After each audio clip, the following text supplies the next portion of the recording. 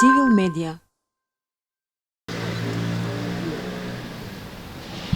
Министре, кој е вашиот став како прв човек во здравствениот сектор за корупцијскиот скандал во кој што е вмешан заменик министерот за здравство, кој што воедно пред половина час и поднесе оставка од функцијата? Сметам дека треба да имаме неселективен пристап, без разлика на функциите кои што ги имаме.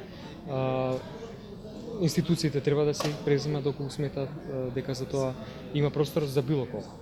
Во таа смисла еве слушнавме дека заменик министерот ја презел одговорноста, поднел оставка на функцијата.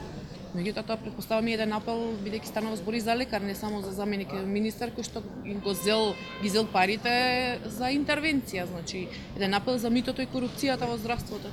Го осудувам, дозволете еве да искористам приликата дека ги осудувам сите такви случаи.